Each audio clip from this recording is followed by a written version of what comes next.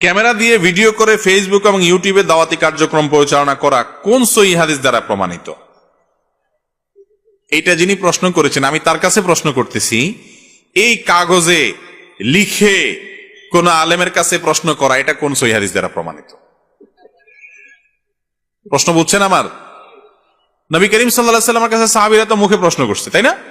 আপনি এই যে লিখে কাগজ দিয়ে কলম দিয়ে এগুলো তো সে যুগে ছিলই না, তো এইটা দিয়ে আপনি যে জানার চেষ্টা করলেন, জানার চেষ্টা করার তো একটা ইবাদত। আল্লাহ বলছেন ফাসআলু আহলা যিকরি ইন কুনতুম লা তা'লামুন, তোমরা নিজেরা না জানলে আলেমদের জিজ্ঞাসা করো।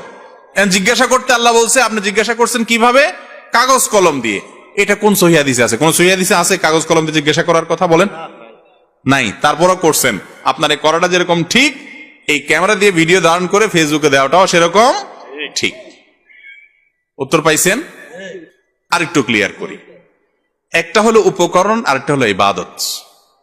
এই মাইক এটা হলো উপকরণ, মাধ্যম, আপনাদের কাছে কথাটা পৌঁছানোর এটা কি মাধ্যম। এই মাইক ব্যবহার করে ওয়াজ করলে সওয়াব একটু বেশি হবে, আর মাইকটা সরাইয়া খালি গলায় করলে সওয়াব একটু কম হবে, এমন কোন কথা কেউ বলে? যেহেতু বলে না, তাহলে এটাকে, এই মাইকে কথা বলাটাকে আলাদা ইবাদত বলতেছেন, এটা একটা মাধ্যম মাত্র। অতএব এই মাইক ব্যবহার করছেন কেন, তাহলে এটাও বেদাত হবে?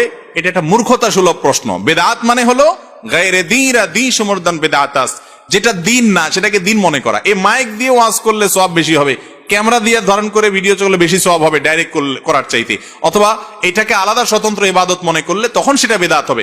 এটা একটা উপকরণ, উপকরণকে যদি ইবাদত বানানো হয় সেটা বেদাত হয়।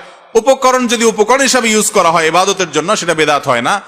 এগুলোর সাথে বেদাতের কোনো সম্ভব, বেদাতিরা বেদাত করাকে হালাল করার জন্য এই সমস্ত আইটেম বাইর করে। আরে ভাই, এগুলো তো উপকরণ, ওয়াসাইল।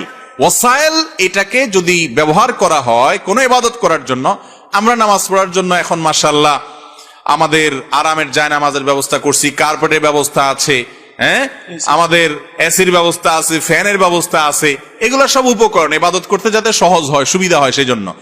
এইগুলো হাদিসে থাকা জরুরি না, কারণ উপকরণ পরিবর্তন হয়। রাসূল সাল্লাল্লাহু আলাইহি সাল্লামের যুগে যুদ্ধ হতো যে উপকরণ দিয়ে, এখন সেটা দিয়ে যুদ্ধ হয়? রাসূল আকরাম সাল্লাল্লাহু আলাইহি সাল্লামের যুগে পানি পান করতো যেটা দিয়ে, এখন সেটা দিয়ে পান করে মানুষ। এই জন্য উপকরণ সব যুগে পরিবর্তন হতে থাকবে। এটা ব্যবহার করার কারণে উপকরণ নতুন হলে সেটা কি হয় না, বেদাত হয় না। ইবাদতটা যদি নতুন হয়, আইটেমটা যদি যোগ করেন সেটা বেদাত হবে। কথা কি বুঝাতে পারছি?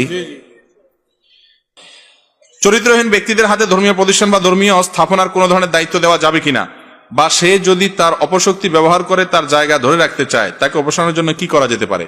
ভাই, সে যদি ধর্মীয় প্রতিষ্ঠানের কোনো ক্ষয়ক্ষতি না করে, নিজে ব্যক্তিগতভাবে খারাপ হয়, তাহলে তারে দায়িত্ব দিলে